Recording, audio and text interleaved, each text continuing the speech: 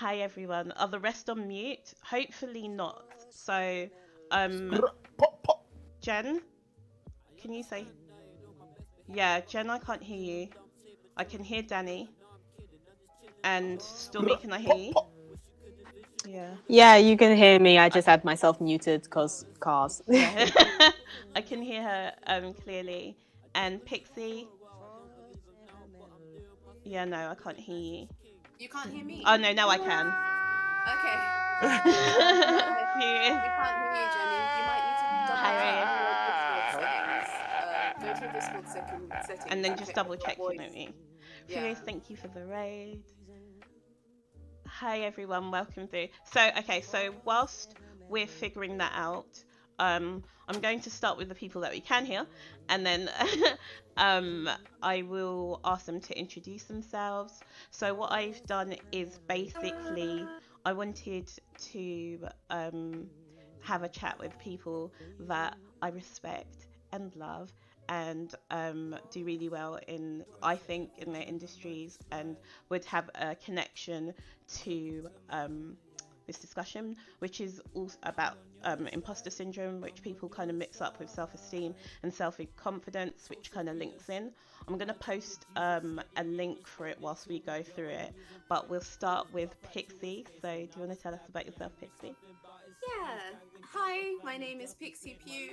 I am a freelance 3D artist, a Twitch streamer, a YouTuber now, I guess, as well, and a video game demonstrator and a costume character. Amazing. Danifer? Hi, my name is Danielle Ebonnet. I am a content creator. I would class myself as a 3D artist, Do but you? here we're going to talk about imposter syndrome, aren't we? Okay. So let's say yes. I 3D have. artist, content creator, Twitch partner, EA game changer, shea butter covered, melanin filled. Here we are. This It, is what I am. it sounds like you've got that thing, that thing on your mic where like Tyrone comes through. Tyrone, stop this. It just adjusted a bit, but I don't know. No. Hold on. Yeah. Because you know them ones when Stream Deck is rude. Stream Deck and voice mod is rude. I want it to be. This is the outing of Ebonics. She's been catfishing you all this time. This is her real voice. This is Danny Dyer. No, Okay, Danny. are we good? Do I sound better?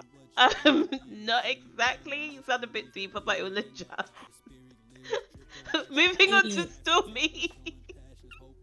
I'm screaming. Hi.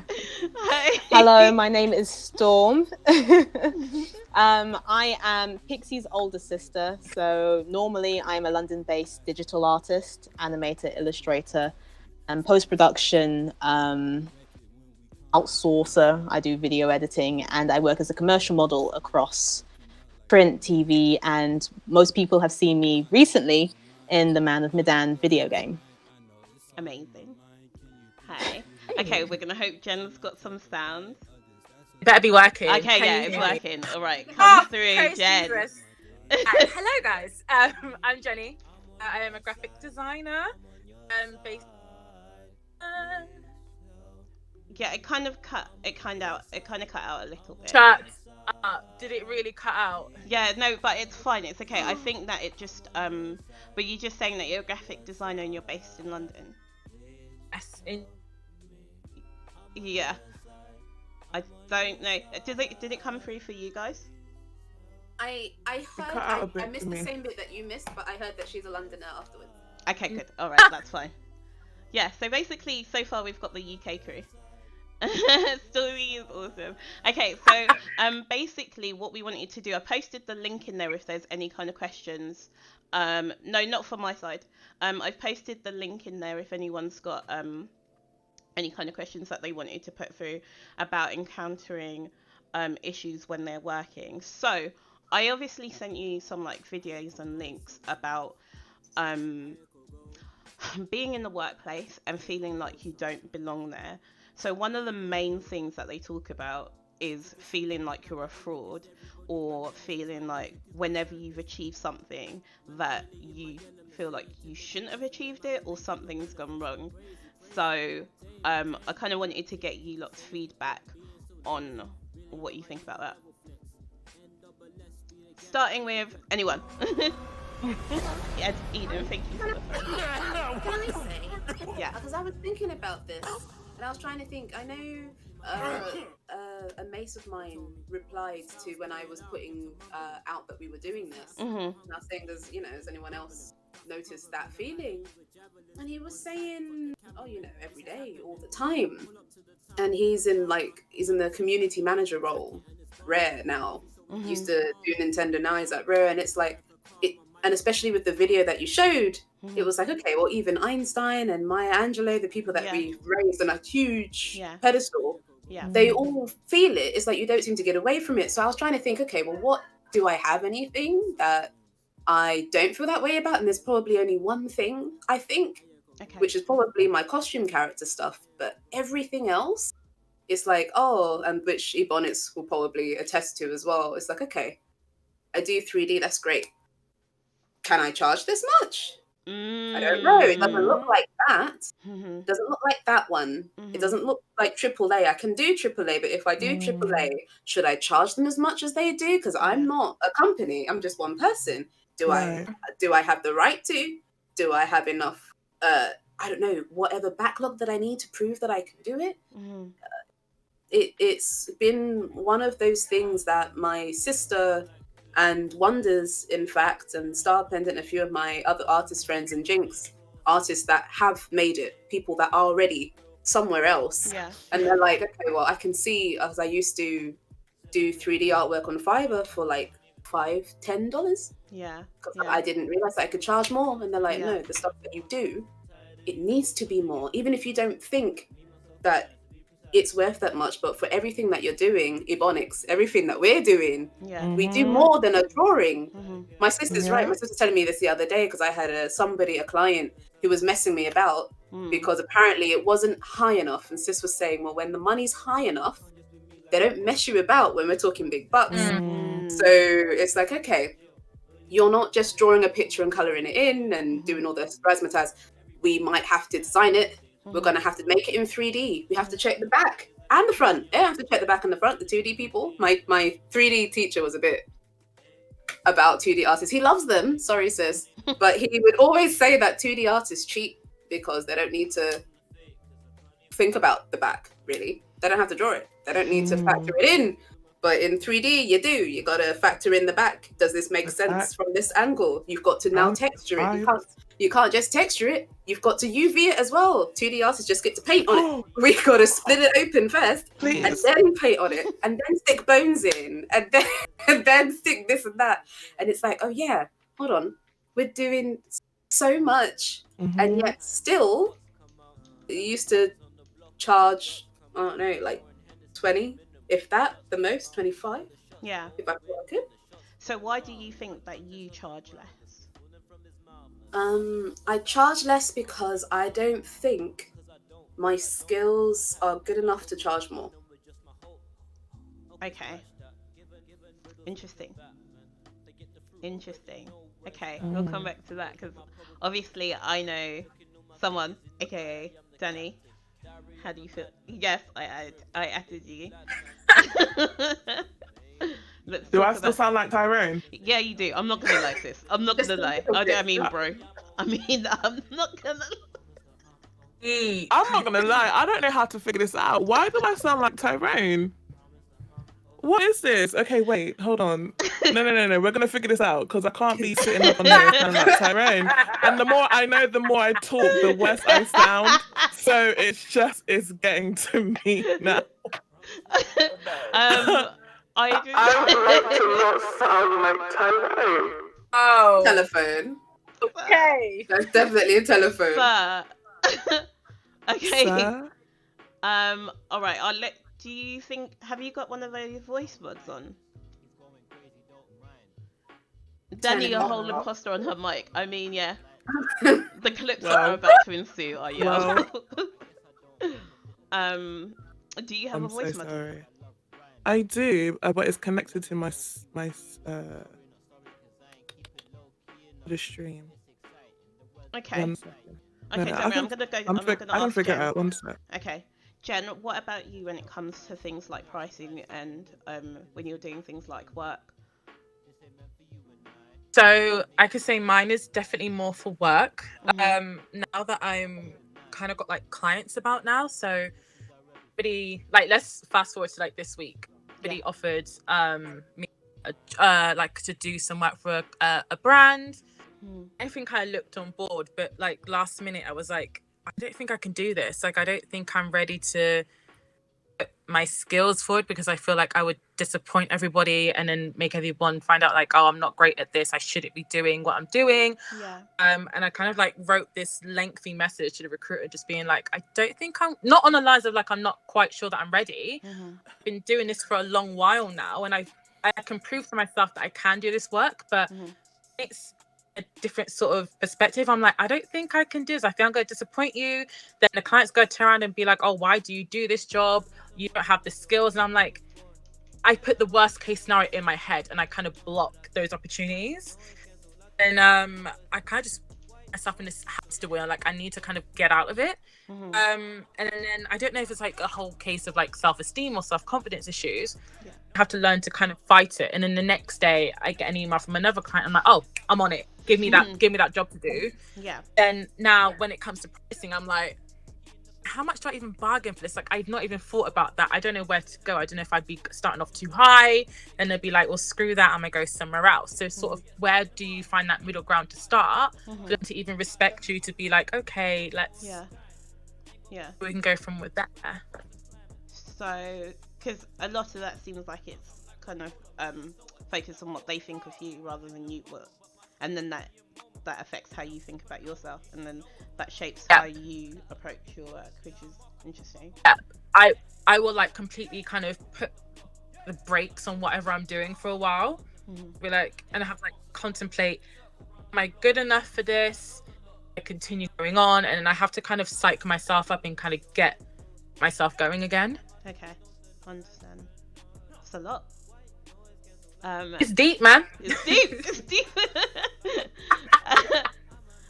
Tyrone, hi. Are you good? Hi. Oh, you're good. You sound funny. great. Okay, I'm gonna go to Stormy, and then we're gonna come back to you. You sound good. Stormy, what do you think about when it comes to being in like professional places and things like charging and feeling like comfortable there? Just before I do, sorry, Nami was asking about imposter syndrome. So basically, in the shortest way possible, it's basically when you achieve things like feeling like a fraud or feeling like you don't belong in places because you feel like you don't necessarily, you're not good enough to be there. I think that would be the best way to describe it in a brief way. Well, like you don't deserve your achievements. Yeah. I think deserve is the best way to put it in. Yeah. Okay, right, Story. Yeah, I think any creative person, any person in any sort of professional capacity would be lying if they say they haven't had that feeling of self-doubt at least once, no matter how confident they do get later on in their career. I think now I am more comfortable with either turning down work or charging what I think my work is worth, or just saying it's fine if you can't afford it. I'm no longer in a position where, and it's not anything to do with being financially stable enough to be able to turn down work. It's just I've done, so a little background for me is I started about 2011. I got my first job as a professional full-time animator. I was working for Cartoon Network, outsourcing for them, Angry Birds, Dell, Orange, all of those people, lots of commercial clients, and the turnover was fast, and I was fresh out of uni, and I never saw the light of day. I was just working constantly. You don't have that moment to really stop and second guess yourself. You just do the work and you're told what to do, and you don't really have to worry about the minutia when it comes to dealing with clients. You're just told what to do. But when you leave, if you leave and you decide to go on your own, you realize how poorly prepared you are for dealing with clients. You're not taught that for the creators. You're not taught that at school, how to work for yourself. You're not taught how to price. You're not taught about taxes. You're not taught about all of these things that you have to factor in: the cost of programs, the cost of equipment, and why you have to charge yourself accordingly. My sister could probably tell you, I'm constantly on her case whenever I see her doing something for Fiverr. I'm like, you're charging how much? I beg your pardon. What do you think you're doing? Like, because I've done this for so long, and I'm constantly telling her this, what she does requires more skill than me. Most people, and regardless what anyone says, anyone can pick up a pencil and scribble. I have seen some questionable pieces for fine art go for quadruple digits. So anyone can draw. But not everyone can do what my sister does, what you do, Ebonics, what 3D artists can do, what graphic designers can do. And I don't think you appreciate how much skill goes into what you do. That's why you charge it, because not everyone can do it. So now, every now and again, because I fit between different jobs, and if I feel like I'm getting a bit rusty in something, I'll be like, you know what, I'm feeling generous. I won't charge you that much because I'm feeling a little bit rusty. So you get my discount right now, but when I'm back into the swing of things, then I charge what I know my work is worth, how fast I am. And I'm not sure if you've seen that that quote around where I'm paraphrasing slightly because I can't remember it, but essentially the reason you're paying is because I studied for 10 years why I can draw in 10 minutes. You're not paying for the 10 minutes. You're paying for the 10 years worth of experience. So, I mean, before we go to Danny, I wanted to ask, you said that now you feel comfortable to do that, but what happened? What was the shift? What was the change? I might have missed it when you said. Oh no, I don't think I did. I'm so glad that's not my dog this time. Okay. Sorry. I'm so glad that's not my dog this That'd be time. my neighbor. No, it was. I got tired. At some point you were like, nope. Yeah, at some point you reach a breaking point, and you have some kind of epiphany. And for me, I was tired of having people, as my sister said, mess me about, coming and say, oh, can you change this? Oh, can you change that? And I'm just like, this isn't what you asked for. This isn't what we agreed on. And before long, I started having larger clients that knew that I charged a daily rate. And I'm like, sure, whatever you want. I'm just adding an extra day. And they knew. Either they get their act together or they know the bill is going to be larger by the end of it. Because what the creative fields that we're in, they are taxing physically and mentally, 100. you know, and that's something that takes a while to recover from. So no, I'm not going to draw you a portrait for £5. Well, you know. Yep. So because I'm too tired for that. Yeah. You're not paying for me to recover Yeah. from that. You're not paying for my experience. Yeah. Right. So part of my shift was because I was annoyed, partly at my clients, which isn't their fault because I'm the one that sets the prices. So I became more annoyed at myself for not valuing myself. I can't expect anyone else to value me appropriately if I don't. You know, I tell you what I'm worth. So at that point, I'm just like, you know what? I have to shift my mindset. I said, right, my work is worth this much, and if I don't feel like it's worth it, then I'm going to make sure I get better. So I feel comfortable charging that. Pal said But I like the idea of charging a daily rate. I agree. It depends on the projects. You sometimes you charge by project, sometimes you charge by day, but that's another thing that you discuss with your client.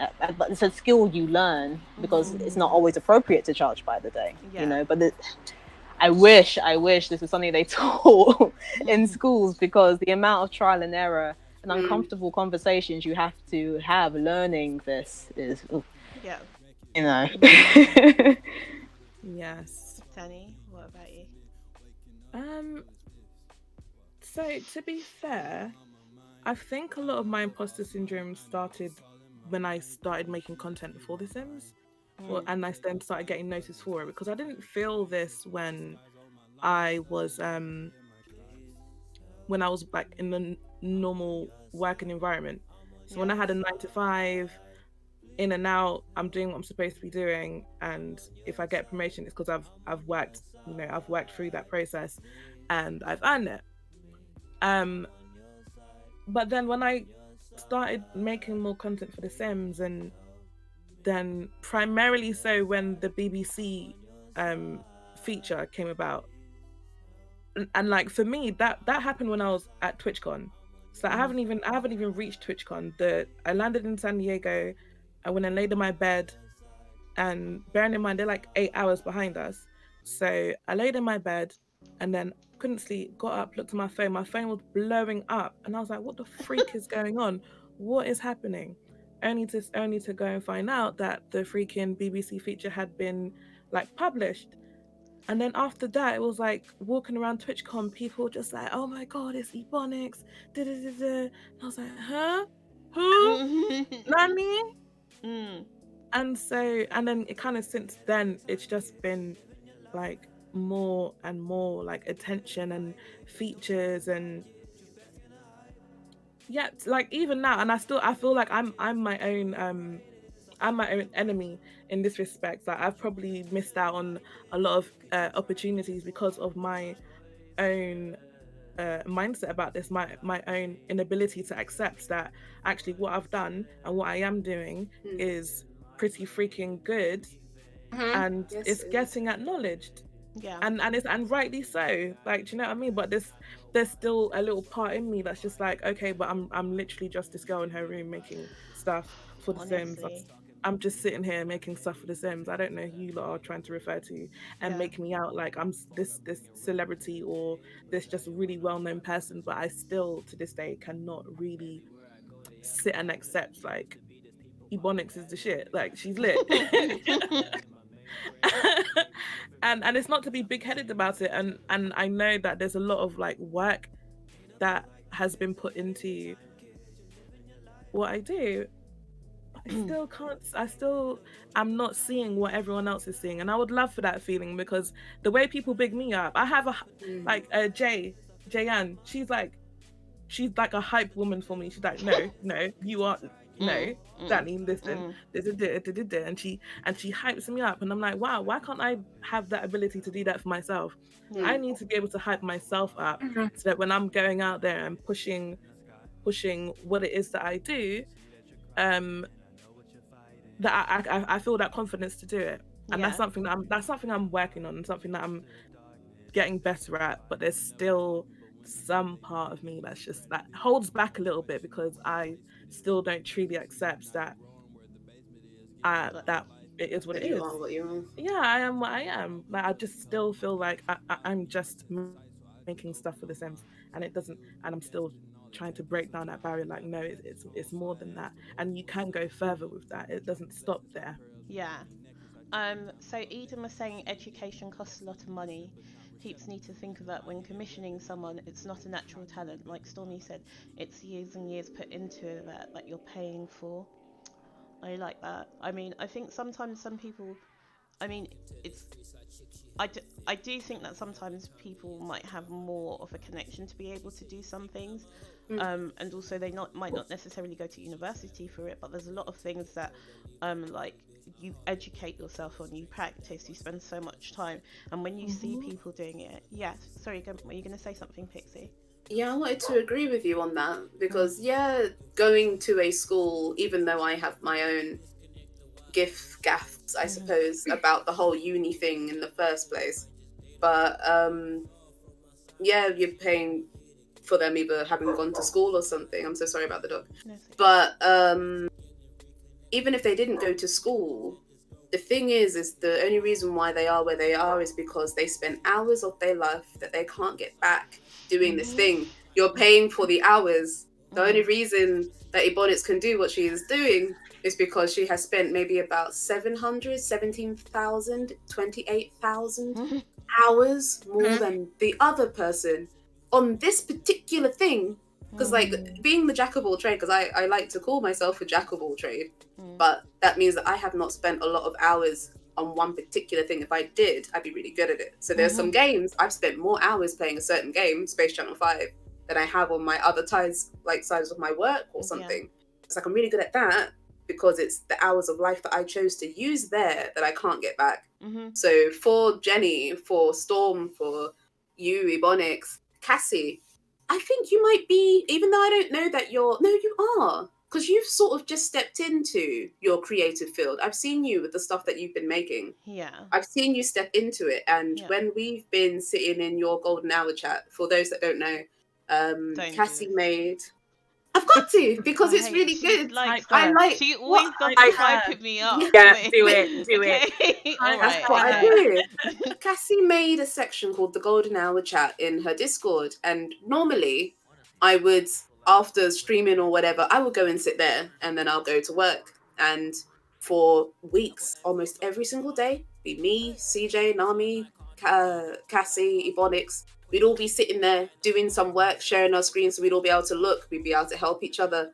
But Cassie, without a doubt, almost every single day you've been sitting down, learning something new, and that is hours of your life you're not going to get back, but that's what's going to make you better. The only reason why we're good is because we spent hours doing it. So they are paying for the hours that we can't get back.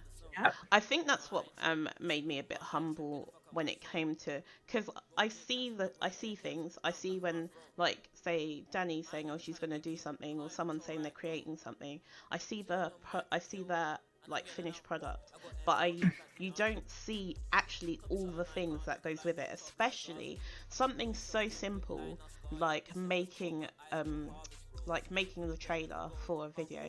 The amount of things that I learned to do one thing, the amount of things that I discarded from it, but I learned, I can just imagine someone else doing that all the time. So I can't, I think those are the things that people need to sort of understand. However, I think us knowing that and being able to break it down and say that this is what we do, and then still undercharging and still dismissing what we're doing, calling ourselves like the potato that can't do anything, or like, why are people contacting me for this, or why are people doing this and that, when I'm not even just saying it for the sake of you can see what you're doing, you say it for yourselves. And it's so funny how we talk about ourselves, but when it came to someone else, we would never use speak to someone else like that. But we need to, and that's why I think it's really important to look at why we see ourselves as perhaps less than.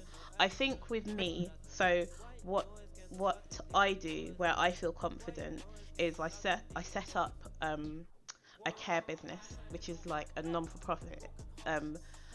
I think maybe I want to say 10-11 years ago with my brother, and I feel very, very confident with some aspects of it until I go to when I'm in rooms, because everyone else that's in my field are a lot older than me, and I always feel like when I go into the room, they make effort to sort of congratulate me for being in the room, or being surprised that I'm here, or go out of their way to sort of speak to me, say, oh, that's interesting, oh, how are you here? And they always want to know. And the more you get questioned about how you've entered the room, it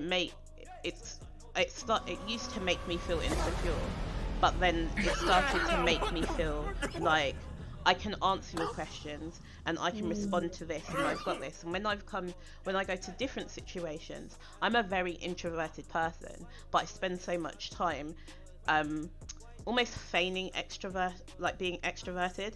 And what happens is that sometimes when you start doing things in like content creation, or especially doing things with streaming, you get opportunities that there's been so many times that I will try to step away from them, because you have to back that up with being able to be confident in front of people. And that's when I feel like, oh, you definitely shouldn't be here, like you don't fit in at this point. And then you just And that's when I think, one, when it comes to things like when I write articles for people, or even sharing things, like I've been writing for so long, and I just kept all of the things that I've written, and I've never shared it out with anyone, because I just think, I look at other people and I think I can't match what they're doing, so I just don't.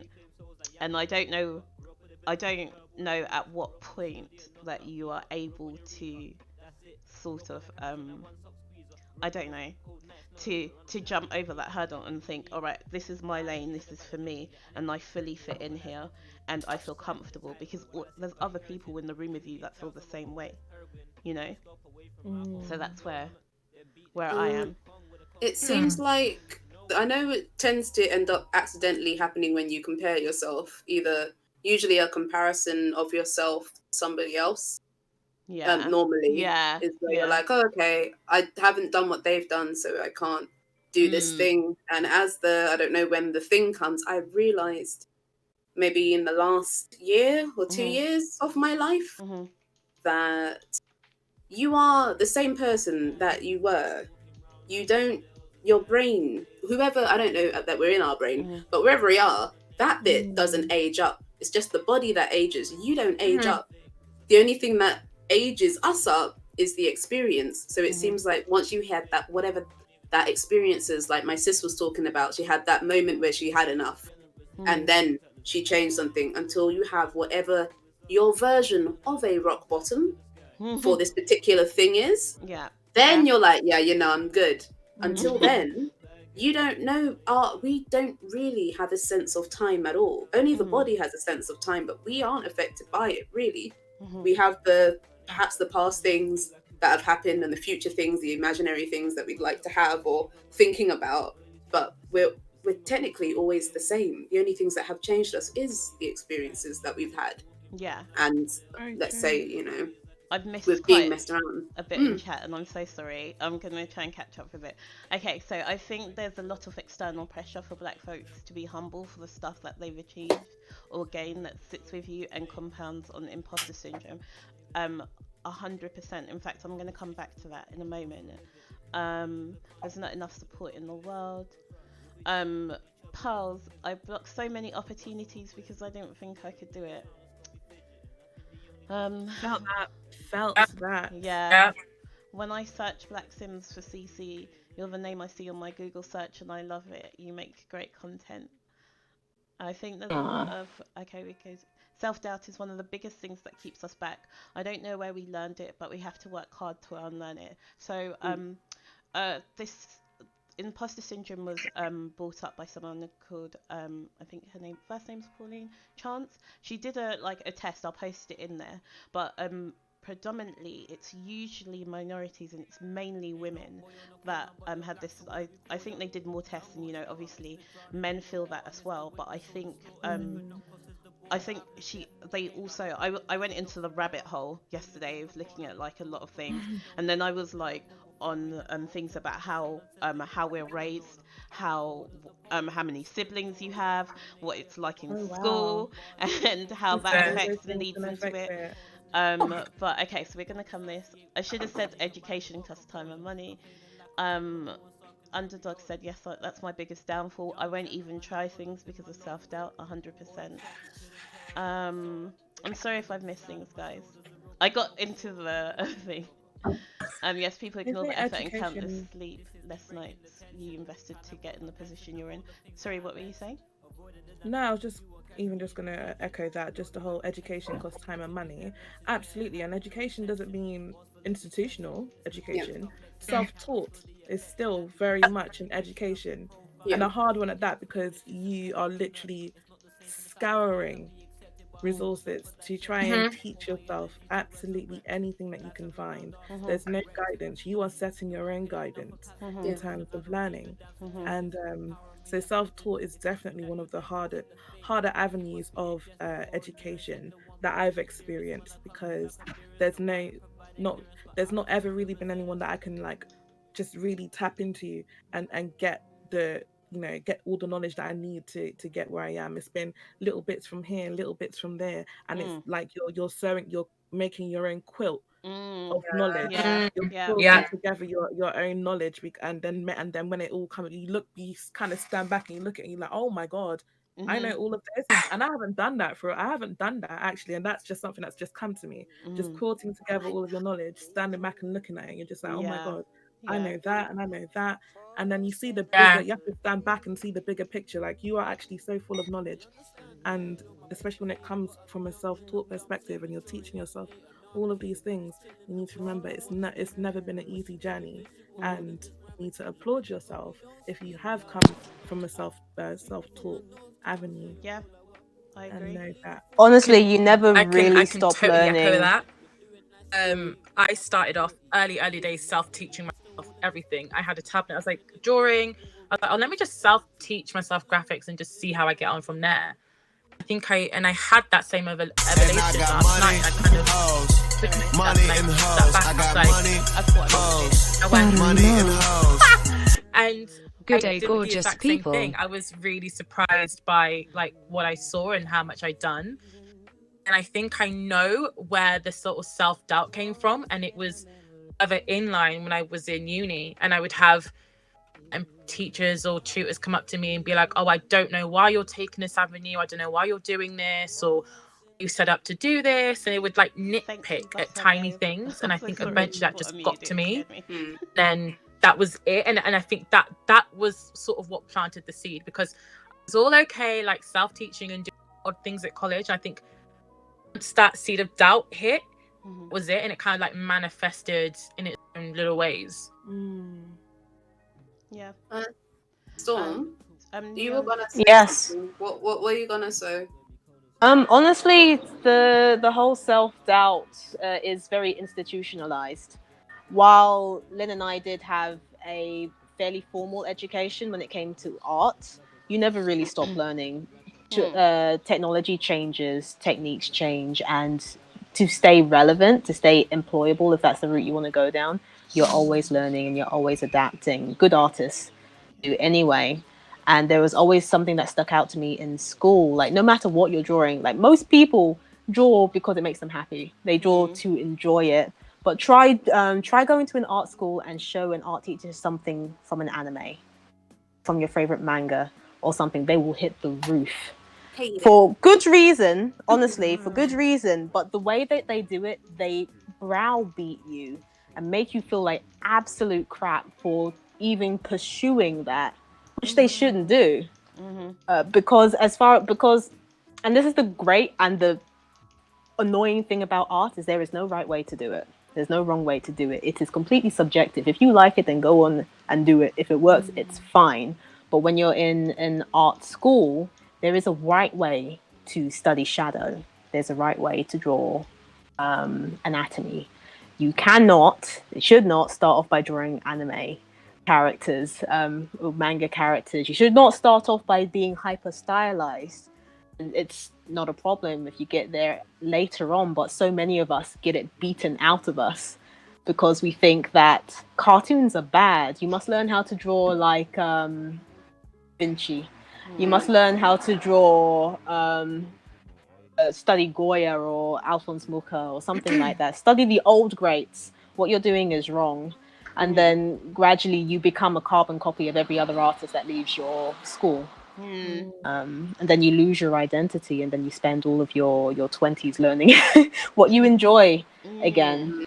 But that doubt is institutionalized because they kind of break you down to the raw slate. I think I first. agree, because then that's the wrong side. That's exactly what Jenny was talking about, is because a teacher said something. As soon as somebody else says something, because I've noticed with everything, not even just art, with everything about yourself as a person, or what you like or what you don't like, you already know what you like, what you don't like, and you're happy with it. As soon as somebody says something and then you believe them, or then suddenly you're like, oh.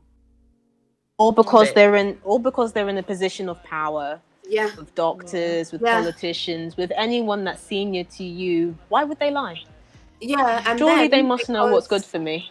And then, especially if it's in a place of school of some sort, they have the key to your good grade. I say good grade within quotation marks as I've got my thing against uni and stuff. Yeah. It's good. I did it. It's good. Get your little paper that nobody seems to ever look at ever again. But I don't even care what you got. They're just kind of like, oh, it's like, all right. But it's like, okay, if you don't appease what they're saying, you won't get the good grade. So you have to stop being you, do what they want to get the good grade, and then, like Sis was saying, then you got to spend your time trying to get that out and go back to what you actually like doing. I remember something Stormy once said: "Don't bend the rules if you don't even know them in the first place." Okay. And Michelangelo in the 3rd grade: "Tape a banana to a wall, easy art profits." You know what? Don't get me wrong. This is why I'm saying art is I'm subjective. sick. Like, Yeah. I remember studying. I don't know if you ladies know Damien Hirst, but I remember studying him when I was at uni, and that man used to drive me up the wall because here I am learning how to draw this old naked man, you know, completely accurately, all curves and everything. And then this man, Damien Hirst, pickles a shark and sells it for a couple million, and I'm like, Yeah. why am I drawing this old man's balls when I can just pickle an animal? I'm like, it made no sense to me. Like, the whole art world makes absolutely no sense. So that being considered, do what you like. So it's for someone. There's something to learn from those principles, but they don't teach you how to spring from those past artists. They did the same thing with creative writing. We always learned about past writers, no one current. I think it's really difficult because what happens is, it, like you said, it's subjective. So there's a person that's like, I like this and I don't like this, or this is what's going to pass it, and it's like with something. How can you say that with something that's like art or something that's writing, you know? Okay, the other two women, we have Pixie. We have Jenny, who's not a streamer, but she's on Insta. I posted her Insta in chat. I hope that's right. We have Storm. I've shouted her out there, Stormy Jazzy on Twitter, and then we've got Danny Ebonic Sims. Yeah. Kyron. Okay. So I wanted to ask you something. You know, when we're talking about people that praise your work, is there someone who, so I'll be deep about this, especially because my mum's very African.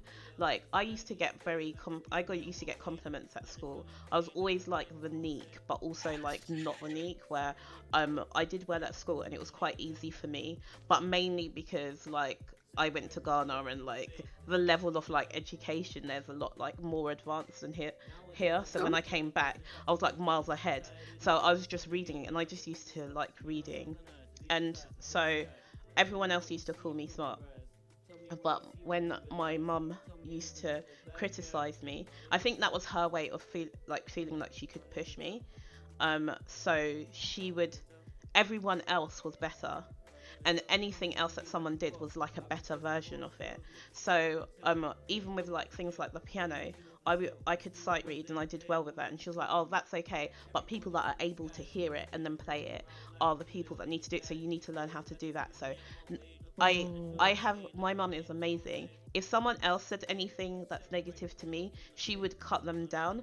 But most of my feeling like I'm not good enough for things is definitely born out of like things with my mum. So I constantly crave wanting to do like the best for her, to the point that it would affect relationships. So I would pretend that I didn't care, but if she didn't like someone that I was dating, honestly, like it wouldn't be long till afterwards, like the relationship would kind of end, because I would know that she didn't like them, and it would bother me, and I'd say that it didn't bother me. If she like makes one comment about how I look, I'd say that I don't care. And I think most of my things, so when she gives me like one compliment, like I take it all in, and I feel like sometimes I perform for her a bit more. And so I don't know, is there someone that you feel like is the decider of how good or how comfortable you feel in a place? I used to have that. It's weird because obviously your upbringing sort of determines how you behave in situations and how your parents are with you. I agree. Our parents gave us the impression that we could do anything. We could start it and stop it whenever, which was great. I wanted to do the saxophone. I have a saxophone. I said I like Lisa Simpson's saxophone. They bought me one. They let me go to classes, and when I wanted to stop, they didn't pressure me. Sis wanted to do violin. They got her the thing. We wanted to do something else. Then we went there. We did this. The one failing is that we weren't made to continue anything. So then our now later life downfall is, okay, to stick with things rather than, oh, okay, I'll do this for a little bit and then I'll stop. I'll do it. We didn't really get the whole, okay, you've got this, now stick with it. You got to do it. But one thing that I have noticed is that throughout your life, your main thing is to, it's not overcome, but I'll use overcome for now. You need to overcome your parents. We give them a lot of power, considering that they are just human as well, and they also don't know. And the way they treat us is based on how their parents treated them, which means they're not even doing it on their own, what they imagined. And like, thankfully for my mum had like an epiphany maybe 3 years ago, where she started to change how she behaves. Although we're adults now, whatever was done has already been done. So we're where we are. But I think perhaps I don't have that. It'd be nice if people in my family liked what I did, or this or that. They're supportive. All of our stuff seems to end up being cohesive anyway. But even if it wasn't, it'd be nice if they still liked it. It'd be nice if they liked whatever partner I next get, whoever that is. Or it'd be nice if they this or that. But I've learned that it really doesn't matter. You get to that point where you're like, I don't care. I'm gonna go there. I'm gonna do this. I'm gonna have that. Because why? You're not living through me. I live through me. You're not there. You don't know what I like. I like this. If you don't like I would that, echo that. it. I would echo that, but to the point, we never had any pressure from our parents to do or not to do something. They were very. The one thing that they pushed was communication. If they did not like or did not approve, they would talk our ears off as to why. And if we wanted to do something, we would have to make a pretty strong argument as to why we were doing something, even if at the end of the day it's because I want to try. And a lot of the times that's I don't remember that.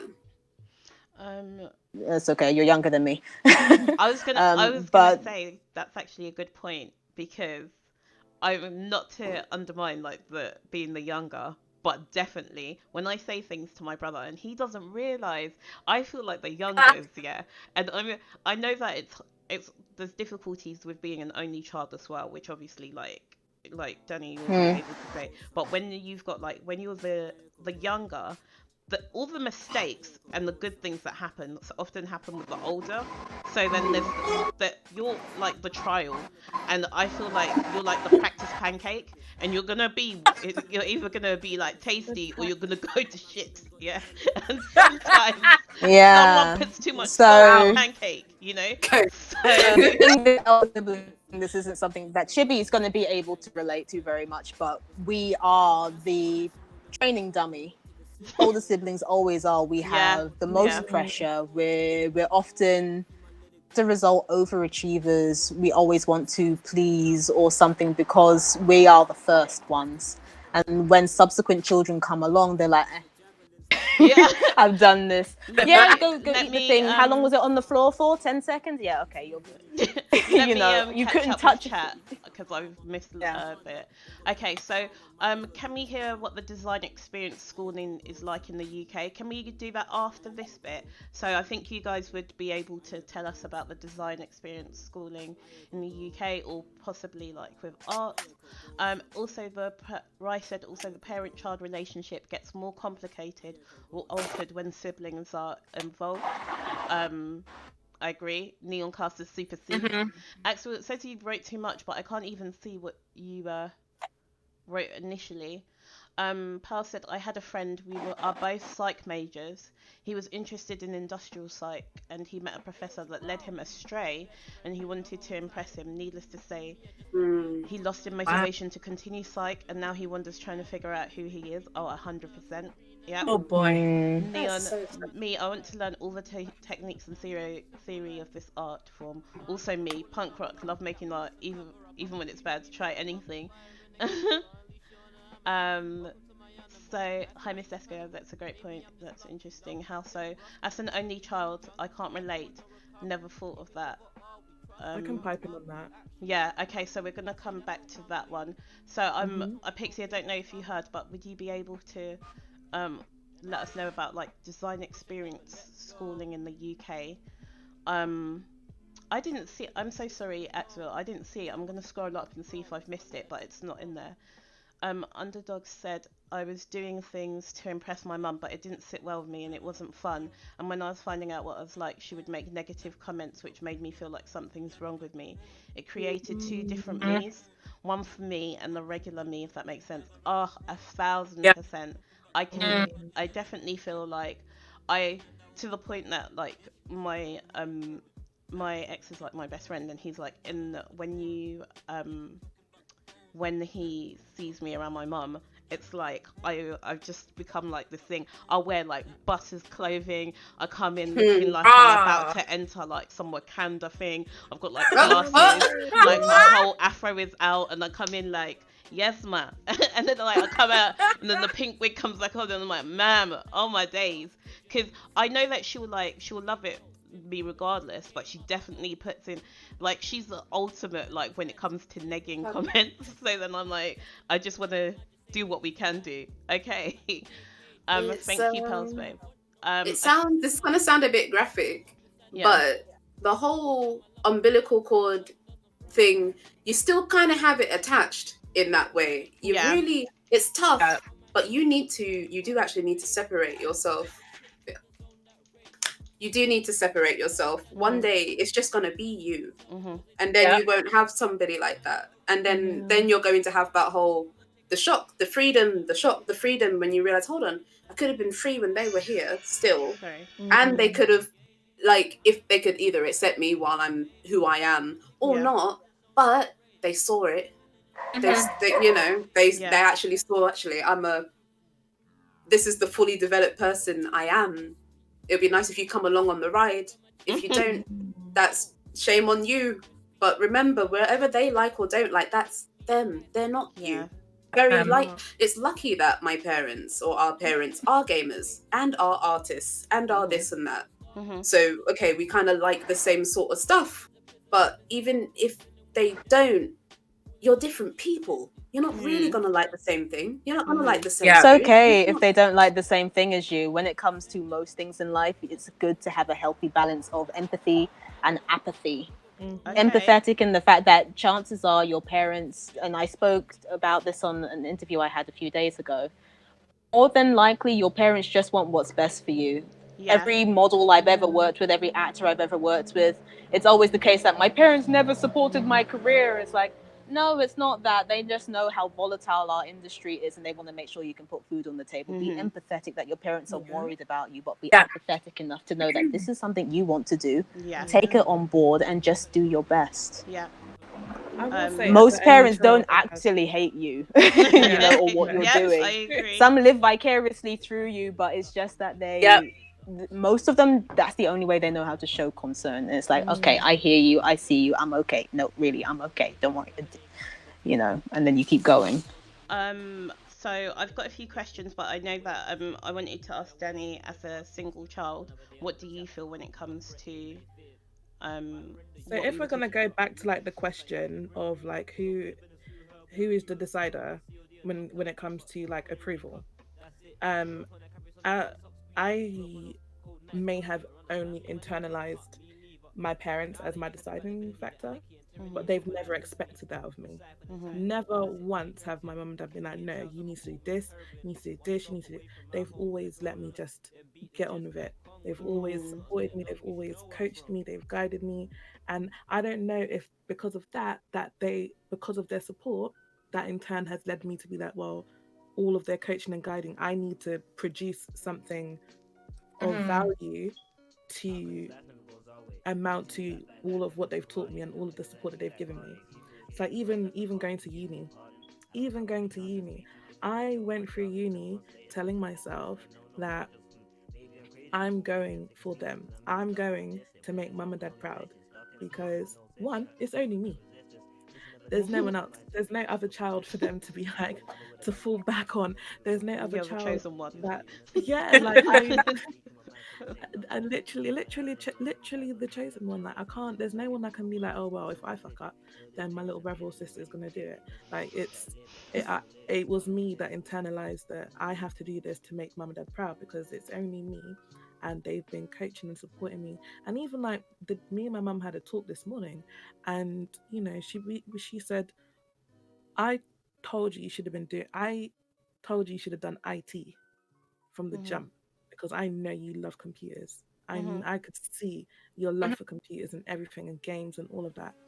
Um, but I let you do your own thing because I had to let you make your own decision and your own choices in life. I'm not gonna force you to do anything that you don't want to do because then you're gonna grow up to resent me and then say, "Well, I only went with what you said." And I was like, you know what? Because I remember her. I remember from secondary school. She used to tell me like, you should do IT, and I was like, I want to do psychology. Yeah, Yeah. you're really good at IT. Oh, I'm doing psychology. It's okay. I'm doing psychology, and I did psychology, and I did well in it. But I'm not using it right now, Yeah, yeah, and that's fine. yeah. That's fine. That's okay.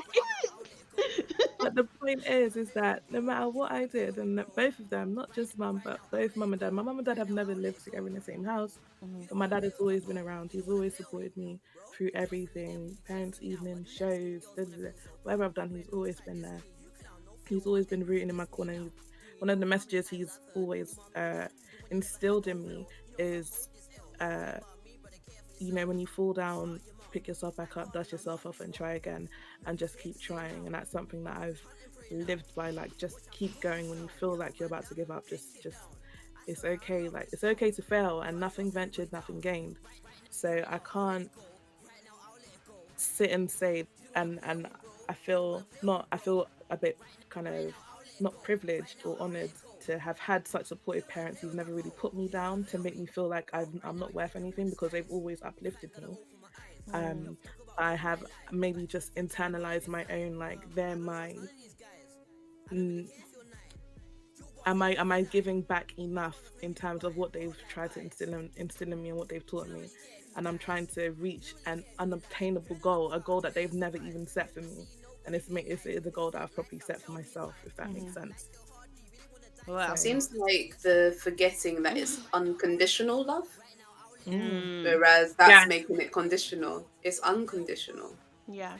Yeah. you're very right, very true. Oh my gosh. Okay. Right. So being an older adult, you realise that your parents were flying by the seat of their pants as much as you were. I disagree. There's some horrible parents out there, yes, but yes, the majority of parents really do want the best for you, even if they are making mistakes along the way. My parents, especially mum, was very academia based. Yep. So my creative side got suppressed for years.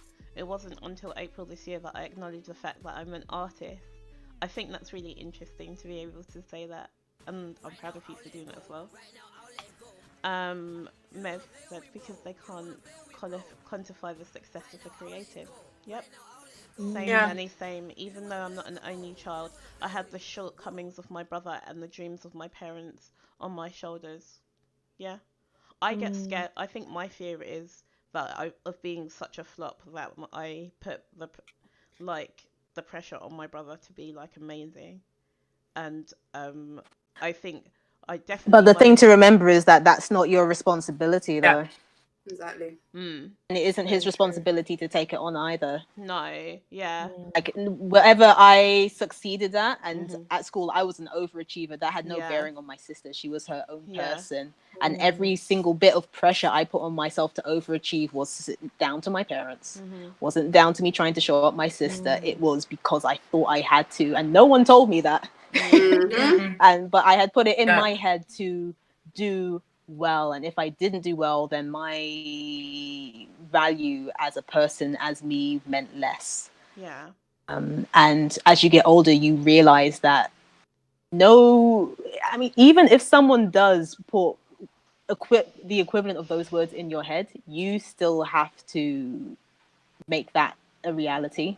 Okay. You know, you're the one that tells yourself that, oh, I have to do this. It's like, well, who said? Is it you? Because if it's you, then you have to own the fact that you're stressing yourself out. No one else is doing that. Yeah. Yeah. You know, Oh my and god. then even if eventually you have to learn to let yourself. Emotional. Oh my god. Mm. Yeah, it's Mm. true. it's, Okay. it's liberating, you know. So once you get to the point when you're like, I want to do this because it Yep. makes me happy, or because Mhm. you know I choose. It's so liberating, and I hope that if nothing else, regardless of what you decide to do, and if you decide to change your mind in 5 years, and know that that's still okay to do, Yeah. it's the I have best someone, feeling. I've got Yeah. some Eileen in the responses chat. here. Do you mind if I read something? Okay, Oh yeah, yeah. sure. Yeah. Yeah, so Ali Spector, the fact that our parents are human, and just like all humans, no one's perfect. And when it comes to raising children, no one knows what they're doing really. And we're all learning from what we've personally experienced. So once you know and understand that, it gives less weight to your parents' approval and disapproval, in my opinion. It's taken me years to grasp that. And a lot of it started when I started to talk to my mum about her life and her upbringing. Once I had that understanding of her as a human, it helped me separate her life from my life while still being able to love and respect her as my mother. That's Love Yeah. that. Yeah. that's amazing. Yeah. That is what it is. That is what it Mhm. is. That's exactly it. I've got some more. I think I'll read the responses, but I think we've answered some of it. So, does imposter syndrome count to underselling your work because you don't think you're worth as much because you're not that good? I think definitely yes, and we obviously went over that before. Um, how do you feel? How do you stop feeling like an imposter if at first you started in one community, but you found yourself not liking the game after a while and pulling yourself free that without feeling like a fraud? This is for anyone to answer. I'm just going to read that again because I might have misunderstood it. So, how do you stop feeling like an imposter if at first you started in one community but you found yourself not liking the game after a while and pulling yourself free that without feeling like a fraud? I think I I would have it. say, oh, Oh, okay. it's kind of related to what Sis was saying a little while ago, is that you think you've chosen to do something, so now you're not allowed to change your mind. It's because you've Right. told yourself you're Yep. not allowed to change your mind that you're thinking, oh, well, I'm an imposter because I was doing this and now I'm not doing this anymore. Or like Yeah. if I chose to stop doing my YouTube, you know what? There's a YouTube that I don't do anymore. Actually, I have three, and it's Yeah. like, oh, I guess I'm just gonna leave that aside because I don't want to do it anymore. You're allowed to like and stop liking things. Mhm. It's like your taste buds. You know, every 7 years they change. I didn't like mushrooms now. Last week, Mm-hmm. can't stop eating them. Are you So it's taking like, me? no. Same with Danny olives just and gagged. mustard. Danny I'm just sorry. gagged. Same with mustard and olives and whatever. Your interests and your stuff No change. change, and Yeah, that's okay. Give yourself permission. Mm-hmm. to do that Give as yourself well. permission Yeah. to try new things. Mm. Lord knows that you as a 7-year-old versus you as a 16-year-old versus you as a 20-year-old are all different people, and you will not Mhm. bat an eyelid at No. being in love with NSYNC one minute and then being in love with rock the next. You're allowed to change your mind It's because Mm-hmm. gonna your tastes happen. change and your interests change. Mm-hmm. Mhm. I There's Um. think nothing wrong with that. try not to stick a label on it, Yeah. because then you make this big thing of taking it off the label. Yeah. You're Yep. you Yep. and you like this. That's Mm-hmm. it. Yeah. None, all of that. No, that's you. I'm this. I like this. Oh, you know what? I don't like this anymore. Oh, okay, what do you like? Oh, that's it. Mm-hmm. That's it. Yeah. Mhm. I've got another one. How would all of you suggest dealing with imposter syndrome as black women, as a black woman in either competitive atmospheres or atmospheres that lack opportunities for us compared to others? And I'm going to tie that in with the next response that says, do you think as black women, when you walk into a room and have to work 3 times harder to prove that you are just as skilled, is that changing? Completely different opinion to everybody else here, so I'm gonna go last. Okay. I say this from the Yeah. get go because I Mhm. I remember when I got interviewed by End User Talks about something similar, Okay. I realized that I had like, oh, that kind of thing. So I'll let you guys go first. Jen? Can you repeat it one more time for me? Yeah, so I'll do the first one first. Yeah. So how would all of you suggest dealing with imposter syndrome as a black woman in either competitive atmospheres or atmospheres that lack opportunities for us compared to others? Me, I'd say I started to figure this out very, very recently. I've kind of like grit my teeth and really tried to put myself out there. Like was it last month? I did a poster submission for this chat that was going on called Where Are the Black Designers? And It's it's an amazing. amazing setup. It is Yeah, what you incredible. So there's created was very one good. woman. Yeah. Thank you. So this one woman in the States created this platform all by herself. Mhm. And she did it in the space of like 3 weeks, which was extreme. And she had these amazing panelists. And she doesn't even know how she did it. She just put the feelers out and she asked the community for help. And so I created some stuff for her. And then we opened up a Slack channel, and I thought, okay, if this isn't the universe telling me something, as if it isn't time to say something, now's the time. And so I kind of got out of my mindset of kind of thinking, okay, this is not happening. I can't do this. I just had to kind of remove myself out of that, because then you start to realize that you're not alone in this. I opened up a community, and you realize there's so many other Black women who were in the exact same bubble. And then I just had to kind of like start introducing myself bit by bit. I'd be like, okay, this is what I do. I'm kind of struggling right now, so just bear with me. I kind of let people know in advance how I'm feeling about things. Then bit by bit, I kind of put the feelers out. I kind of feel a bit more confidence, and I've just kind of started to learn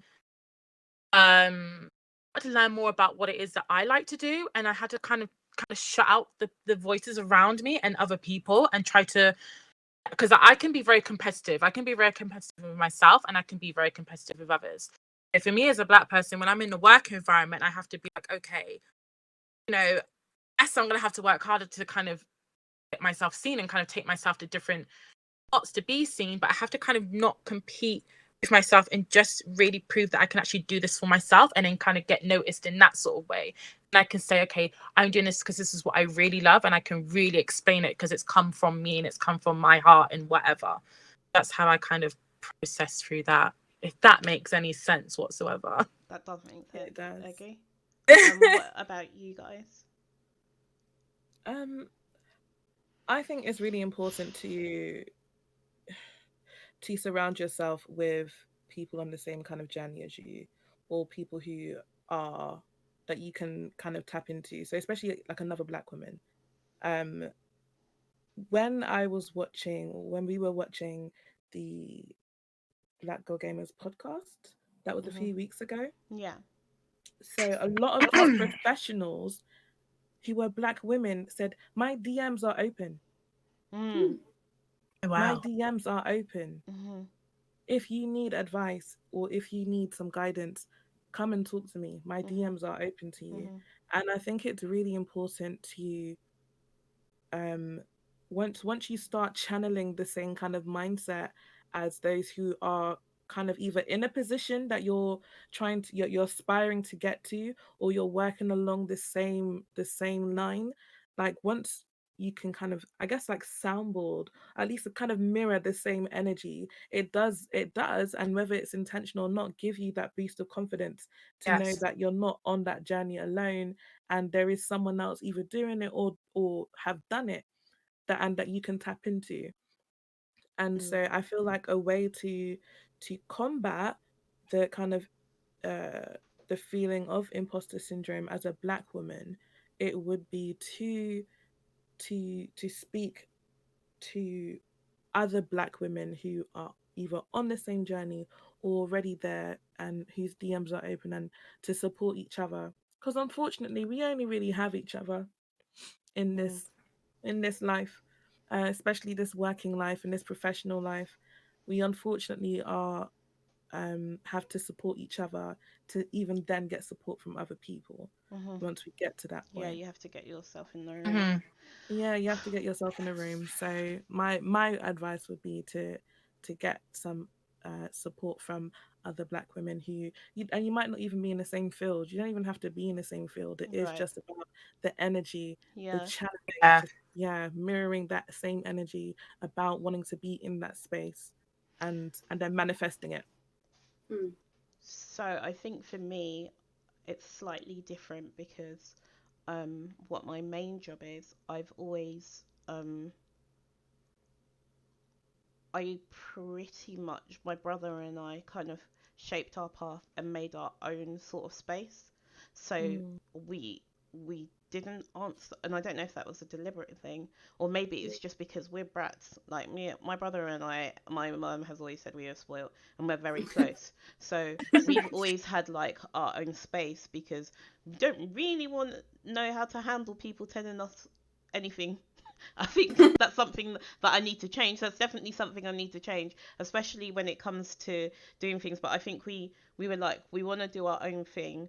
We wanted to do something that was charitable, and it's not a thing of like we want to make the most money, but we want to work, not have to answer to anyone else. And I think that's what I think when I was younger, like it was crazy because we did it like pretty early on. Like, I want to say before, my brother's always been about businesses. My brother is Joanne the scammer without doing anything illegal. Like, anytime he has an idea, he's on it. He was looking to sell combine harvesters in Kenya. Man hasn't been to Kenya before. Like, there was a point where they went like selling nappies. Man like bought loads of like nappies to sell them in China. He's on it all the time.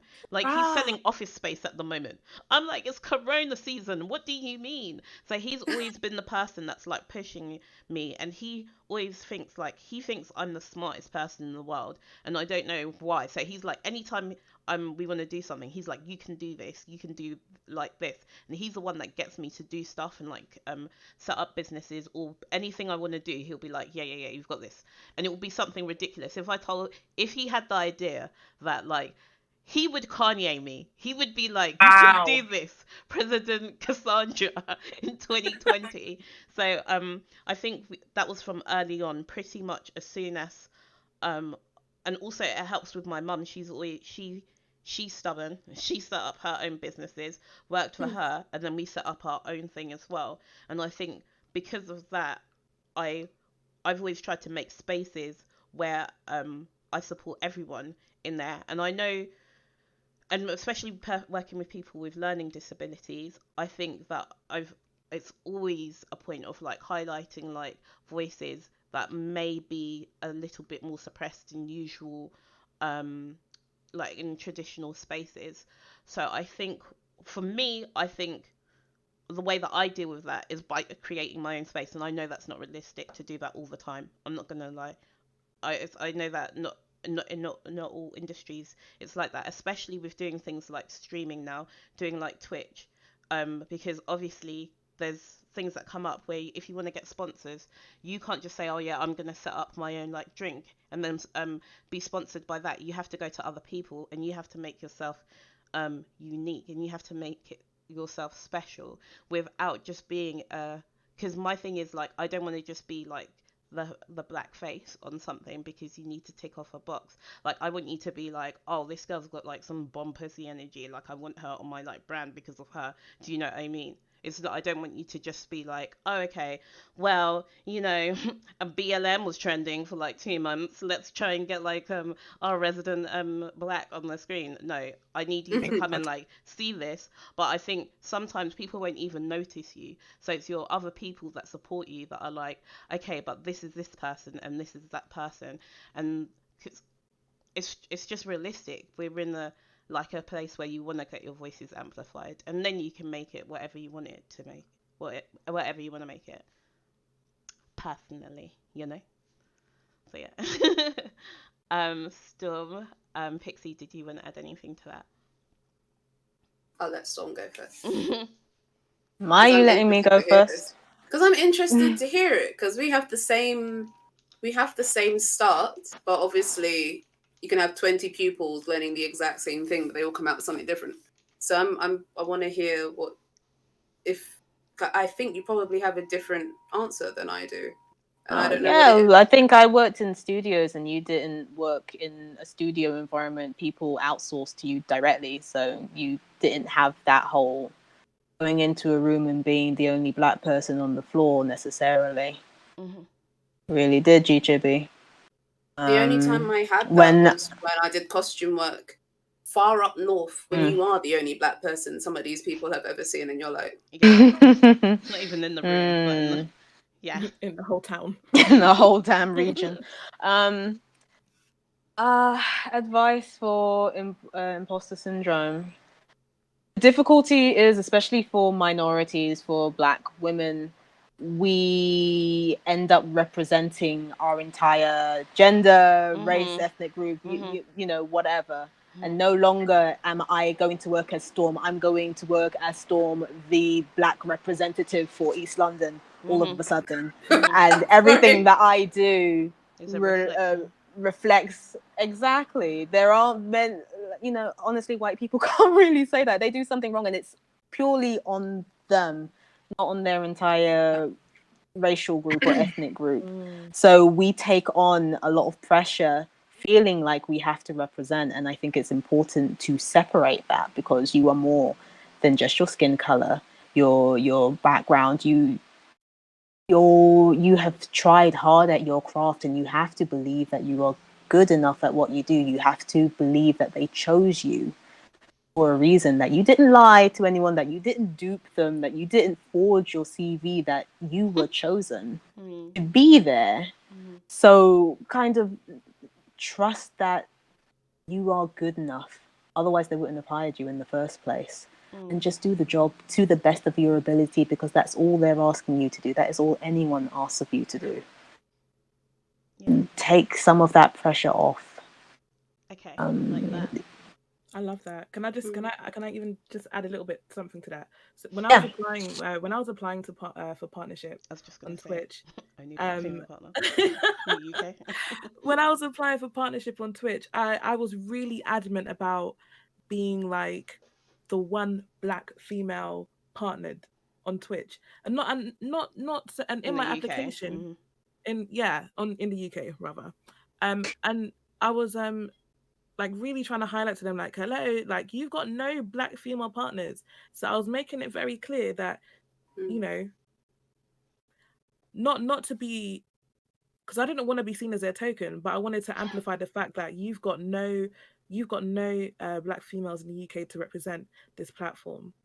I think And honestly that's very true. That's very good that you did that because it's an uncomfortable conversation that we have to have. It shouldn't always have to come back to race, but until that no, it conversation can shouldn't. be had Fully recognize. where Yeah. equality is the norm, this is where we're at. Yeah. So Yeah. yes, you do need to make sure you have enough of us on your platform until until we're properly represented. Mm-hmm. And it's like, I'm Until sorry it's if this is inconvenient for you, but this is annoying for This is us. annoying for You us. know? But my friend was helping me with my application, and she's been a partner for a while, and she's really really good at what she does. But what she wanted to instill in me, and it's kind of picks up on what you said, Storm, was it's not the fact that you're black and you're a female; it's because you're you that is why they're going to take you. Don't let the fact that you're a black female in the UK that's doing things be the be the focal point of this application. What you're selling is you, Yeah. and you just happen to be black and you just happen to be a female. And yeah, yes, it is great that that you're doing bits for black women in the UK, but the focal point is you are doing bits for you, and Yep. Yep. yeah, you just happen to be black and a female. Yeah. So make it about exactly. you and Yeah. how good you are at what you do. That I can jump in on. Also, Okay. Storm, get a light. I've been messaging you. Get a light. Oh yeah, it's got. I think No, the sun's gone Chibi, down. I gotta go soon. The sun's gone Oh yeah. down. Oh yeah. I was gonna say So it's I like slowly, like the sun will fade until she just leaves the call and she Teeth just and fades to okay. black. But on Ebonix's point, I think that's the only bit I can jump in on because I realize it's not an oblivious state, although the first time that I noticed that I was different was when there was an advert and the little white girl was twirling her hair in a comb, and I did the same thing, and my hair got stuck, and I had to cut my hair, and then I had a fringe. That's the only time that I realized, oh, you know what? Oh, there's a difference. Pixie, I'm sick of you. No, it's true though. It's true, and I didn't know. Oh my God. She was a very young person. Was very, very young. Is it not? What is it? What is the category on at the moment? Oh right, okay, yeah, sorry. No, carry on, please. So when it comes to things like this, I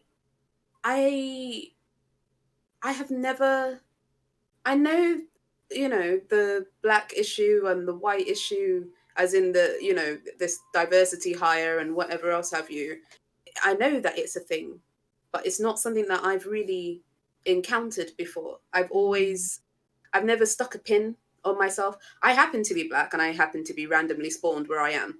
So it's like, okay, this is the body that I'm moving in to do whatever I'm trying to do. But I've always accredited myself or called myself whatever I am doing, which isn't necessarily the right thing, because you're not what you're doing either. You're just you. But when it comes to as a black woman with the imposter syndrome, take out the label. You're a person. Yes. Okay, so you're a person. All right, so what do you feel the imposterness about this particular thing? Okay, well, compare yourself to what you had done before. Probably way better than when you first started, because we're never good when we first start, which a lot of people, when you get older, you start judging yourself, where if you allow yourself to go back to when you were a baby, you just did it. You didn't complain. If you did, you probably would still be crawling, because you complained that you kept falling down, so you would stop trying. Go back, allow yourself to be a kid again, which is, you don't judge yourself on anything. You just do it. So when it's, I'm not so sure I'm good enough to do this particular thing. One, who did you compare yourself to? Yeah. Stop doing that. Once you realize, you got to acknowledge what you're doing first. Realize, okay, right, I know that I've compared myself to this person. Right, so if I stop comparing myself to this person, what do I have left? Okay, now I don't think I'm good enough because I can't do this one thing. All right, sit yourself down, take a week, take however long it takes, learn that thing that you don't think you can do. Yeah. And now you suddenly don't have any more of these excuses that you made or put in front to say, okay, well, I can't do this because I don't know how to do this. Okay, now you've learned how to do it. What next? Okay, I can't do this because I don't have a website. Okay, now you have a website. What next? You stop moving the goalpost. Yeah. You got to break it down. Find all it's because it's all imaginary. It's all in our head anyway. All of these blocks. Once you work out all of the blocks and then take them away because you realize they don't actually mean anything, then you're able to be like, okay, I really like this thing and I'm really passionate about it and I love what I do, which is the main thing. If you love what you do, you'll always be good at it. You'll never be an imposter at something that you love. Yeah, I like that. It's impossible. I love that. Okay, so Vibe as with we that. sort of like wind down, I'm just going to read the last like sort of experiences that people have got here. Was there anything that you needed to read out, Danny, or can I go? No, you can go. Okay. So I want to go into a career into the performing arts industry. However, the combination of body insecurities, the discrimination I feel as a black woman, imposter syndrome, makes me feel like I won't make it as far in the industry. For a very competitive industry such as this one, it makes me anxious because being exposed to theatre and film over the years has inspired me so much. And yet I feel like at my age I'm not as developed with my skills and abilities. I wanted to major in theatre when I was in college. Unfortunately, I had to opt for something else because I didn't have the time to lingo over declaring a degree, and finding out I got rejected made me feel bummed in general. Despite my academic achievements, I do not feel close to being as confident as I would like to be. Oh, so that's definitely the reason why I think that's interesting, and I think Storm would probably be able to. Have you got time to kind of touch on this one? I did want to say the older woman in Black Panther got discovered when she was like how old? Like 60 something. I don't think that I'm sure that there's plenty of roles that she went to that she might not necessarily have fit in. Yes, okay, we might not have been like the top 5 in Dawson's Creek characters, but I think that there's plenty more stories that are telling stories that of people that look like us. I think that that's changing a lot, and that goes a lot with what we were saying before. Um, about do we think things are changing, and also I think that you need to sometimes reach out to people. So people that work in theatre, students, film students, going out to speak to them and say like, I'm interested in this, do you need someone to do that? A lot of the time they don't necessarily care, and I think I don't care what someone necessarily looks like, and I think that will help you build confidence. um, I don't think that you necessarily have to go to university to be able to do it, but I do think it's not a case of, and I think people learn that the hard way, where they just put a camera in front of them and they're like, oh, I've seen someone do this, I can act. There's a lot of things that will go behind it, which I'm sure Storm will be able to like elaborate on, but I think you need to spend time with learning that craft as well, and then that will help you feel confident, because then you've got like the this kind of support and the foundations to be able to build on that. But yeah, Storm, what do you think? I think it's great that you want to pursue performing arts. It's a difficult career path, so hopefully this doesn't echo what your parents might have said to you about doing this thing, but manage your expectations. Being a model, being an actor, or anything is phenomenally difficult because you're going up against more than just your skill. And it is a field that it doesn't matter necessarily how good you are at it. It's a combination of being in the right place at the right time. And to be in the right place, you have to be in many places. You have to be constantly communicating and networking and things like that. Like, some people thought that I was chosen to be in Man of Medan. It's not the case at all. I was scanned. I was simply an asset, and I had no idea. They probably didn't know which character I was going to be either. They just had my face in a library somewhere. And then when they decided to make the character, mine was the one that they chose. Mm-hmm. So it had nothing to do with me. Mm-hmm. I was just the model, but I was in the right place at the right time, and my agent asked me, do you want to do it? And I'm like, yes, Yeah. send me. I will do it. But allow yourself to have fun with it. So why do you think that's got Yeah. nothing to do with you? Sorry, go. Because I want to, yes and no with what Sis says.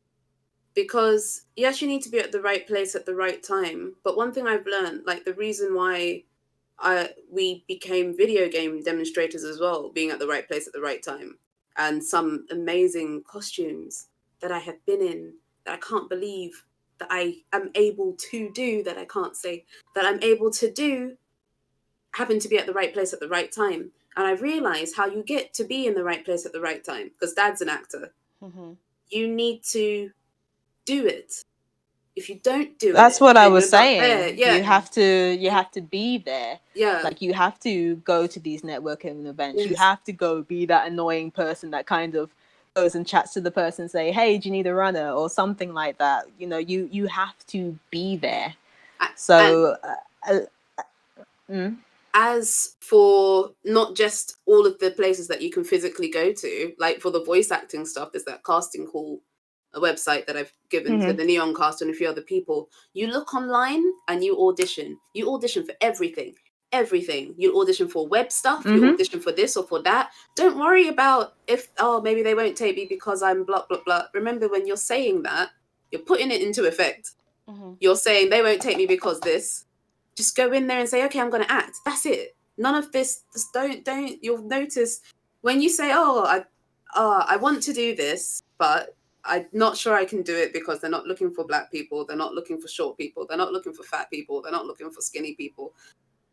Instead of, oh, I really want to try for this role. Let me go and test that out. You notice there's like a change Yeah. of shift and energy. Remember that we are water and you can mess with water and we are water. So if you're saying that kind of stuff, you're messing with yourself. Mm-hmm. So skip that bit because Yeah. that doesn't change it. So skip that bit, do the other bit, which is, you know what, I'm going to audition for this. I've noticed most of the stuff I'm saying is always the same, which is skip that bit. When you notice that you're doing it, stop that, and then be like, okay, what do I need to do? I want to be on TV. All right. This is a diagram. I want to be on TV. How do I get to be on TV? I have to audition. Where do I find auditions? Okay, the internet, the news browser's the thingy. Okay, let me check the internet. Where do I go on the internet? Let me look up auditions in London. Okay, auditions in London. There are 5 auditions. I'm not sure these roles work for me, but I'm going to audition for every single one. Yeah. Okay, so then you do that. Even if they don't pick you for that, you're suddenly in the list. You're on the rota. Somebody else might think of you for something else. Yeah. But if you've not put yourself out there, they'll never know. And then they'll take that other person who probably, like Sis was saying, some scribbles being sold for £1,000. They'll take that thing or that scribble or that person. You just have to out. be there. Allow yourself to be seen. Yeah. Because the opportunities are there, believe it or not. The industry is changing. Yeah. Slowly, but it's getting there. And the best thing that we can do is remind them that we are here. Yeah. And it's not about your academic anything. Remember what we were talking about earlier? How good you are is based on how many hours you put into it. So instead of spending hours doubting yourself, those hours could have been spent improving how you execute your voice, how you stand, how you posture yourself. Change where you're spending your hours and put that into the practicing hours. Put in as much practicing hours as, I don't know, Angelina Jolie or whatever. And then you'll have the same ability. It's not about where you went to. It's about how long you've done it. So just keep putting in time. To be able to do it. And get a bit uncomfortable as well. Like, get out of that comfort zone a little bit. Yeah, I think that's definitely get uncomfortable. I definitely think, because that's part of like one of the things was part of the test, and I'll post a link here actually. But part of like the imposter test is avoiding evaluations. That's also putting yourself in positions for people to be able to reject you and for people to be able to say no to you. And not going for an opportunity doesn't means that no one's going to be able to do that.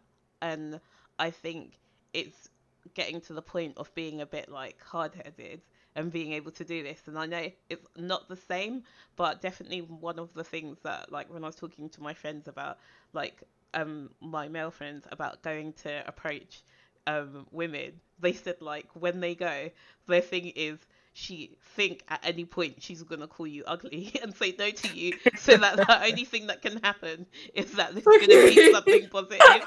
And I feel like if you're prepared for the worst, like Pearl said, if you stay ready, you never have to get ready. So I think it's one of those things where it's a thing of, like, you don't necessarily have to be negative, but think of all the options that could, all the things that could happen, and be prepared to be able, and then take something from it. So even if there are rejections, or even it's the case of someone's not into that, ask questions. Okay, what was this? What was that?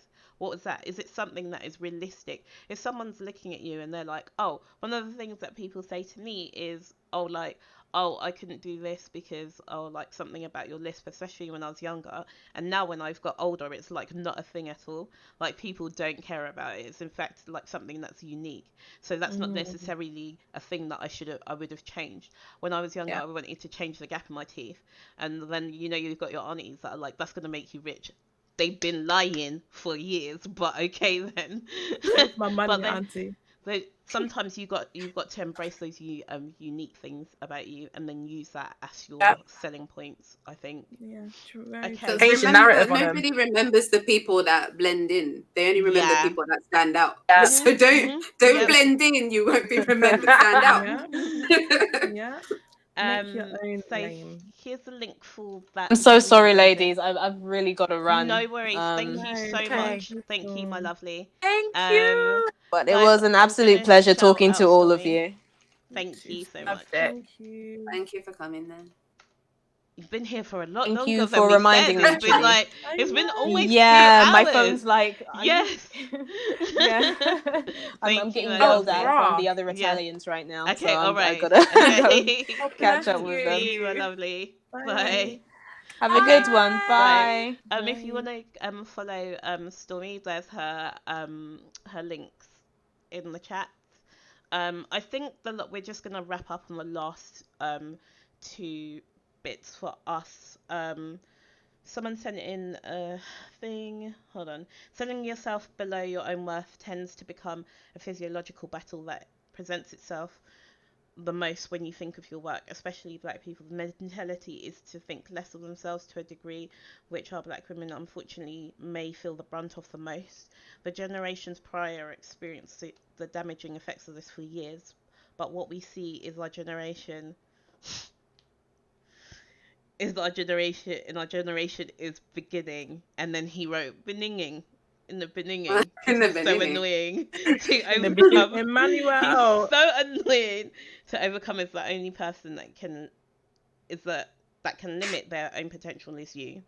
Once that barrier is lifted and you're able to show off your worth, nurture your skills, and broaden your reach, there will be people who doubt your demeanor, even the people closest to you, but this allows you to appreciate who you are and what you're capable of. Same could even go for something simple, such as receiving compliments. I love it. He ruined it, but I love it. And I do want to go back to what Mez was saying about design school. So, do you Oh, know yes. much about the experience of design school in the UK? Now, I know you asked me that. When Yeah. you say design school, because I did college and uni. College was multimedia and something, Mhm. and university was CG arts and animation. We Yeah. did do. Oh no, I did do fashion Yes. as a BTEC. Yes. Is that the kind of designing? Because as a 3D generalist, I am a character designer. I'm a Yeah. 2D artist as I well. So think it's that like, could. I think that could contribute or apply to it. I don't know if you could expand on that anyway. about the experience. Yes, I think she was asking about the experience in the UK design school. The fashion side in school, uh, you kind of had this. I guess it was like a normal art thing where you sat down and you were like, okay, we're gonna pick a country, we're gonna pick a theme, we're gonna pick a this or a that, and then design something. But not just anything. It can't be, oh, you get it off Tesco, or you buy it off the rack. It's like, no, it's gotta be something Vivian Westwood esque. Mhm. It's got to be something that stands out, something that's amazing. Maybe if you can, even though there's so many humans that have been here before us, you got to try to do something that's not been done before. And if it has been done before, make it look better. And this is kind of like the same in the other schools as well. You can never do anything new nowadays, but you can make it look better, perhaps, than what the other person did, or put your own spin on it. Mhm. And so with the design in school, it was kind of, okay, because I was a lot bigger in school, and the girls that I was with, they were really, really skinny. So the clothes that we designed or we made, obviously, whenever I always drew the fashion stick figure thing as you do. But then making the clothes, did I have body issue? I'm sure I did, but I don't really remember it as much. It was more, okay, how can I make this fit me? How can I make this size fit or whatever? I didn't feel like, oh, I can't do this because of X, Y, Z. Because mum's an artist, mum used to do life drawing. So it's like, well, obviously, mum could draw. So I could probably do this. And then when it got to college and uni and designing there, you had other people. They don't teach you not to compare. If you did, you'd be fine. But you have other people who are in there who, there's always somebody in university I've noticed who doesn't seem like they belong because their work already seems like it's at the top. So it's like, why? So like you're there and you're designing and you've got your lecture hall that you go into maybe every week or something, and you sit down, you all get your assignment, you've been forced into a group or something, and then you go away.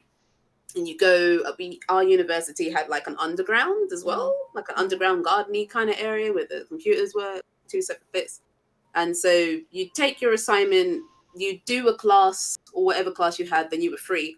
So you could either go home, because I chose a far away place, so I'd have to live there. So I could either go home, play some games, or I could go around the school and try to work more on whatever they've given me. And if I had time, maybe try to make my own thing with what new information they've given me. It's like, oh, okay, we've just learned how to do this. Oh, I really like this particular thing. Okay, let me try to squeeze it in. I know they Yeah. told me to do this, Yeah. but I'm going to do what they've told me to do, but I'm going to make something else. Yeah. So it's like, it's always that you do what you've been told, but you do something slightly different, and then you Yeah. still stand out. Because everybody Yeah. else made a leg, but there you are making like 2 feet and an arm. And they're like, ah. So, Put your own spin on it, though, don't you? yeah, With exactly. everything and anything, like you have to really try and put your own spin on whatever it is you're creating, because again, it is the issue of it's probably already out there, Yeah. and it probably is already out there. So when you do put your own spin on it, nobody can really come back and say, "Oh well, you copied this." Yeah. And You you got get your Yeah. own like thing. yeah, you got your own leg to Exactly. stand on, or Exactly. 2 arms and a Mhm. foot. Because I remember there was a bottle we had to do. They showed us, okay, you make this glass, you render it with lights, which is awful. I hate using lights to render, so I don't anymore. So Okay. like, okay, here's a glass, you render it. That's the homework. And I was playing Yakuza, and I was like, oh, I would always casually go to the bar in Yakuza, and I'd sit down, and the game would show you all these glasses and give you like a definition of all of them with beautiful jazz in the background. And there was the Cavossier XO. Oh And I was yeah. like, that beautiful, it's Yeah, got the yeah, hips. And I was like, yeah. and I was like, right, I'm doing that. And so I was the only person that had the different shaped glass thing. I love And that. it's like, And it's like, oh, it'd be, I can't remember if the teacher was like, and you put a label on it too. But you Yeah, yeah, exactly. I'll be back in 2 seconds. Okay. We're just about to finish up anyway. I'm just going to see if there's anything else that anyone sent here.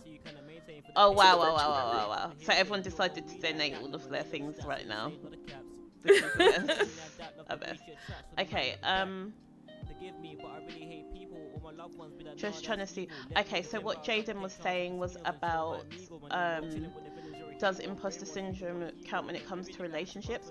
I was going to touch on that, but I think that's a whole nother topic, because that's more to do with, so it's linked in the way about self-esteem and self-confidence, and I think it's important to distinguish between that, because what she was asking, like, when I'm in a relationship, I always feel like I'm never good enough, even though that person picked me to be with. So I agree with, yeah, I think that's a whole different thing. Even the phrasing of things about, like, that person picked me to be with, gives connotations of, like, they've done you a favor, or of, like, they've seen you, but then also, you know, you have to, it's really important. There's nothing that anyone can do. It's called self-confidence for a reason. There's nothing that anyone can do to build that in you, because if you rely on that person and you lean on someone, what happens when they move away? Obviously, if you're leaning on someone and they move away, you're gonna fall.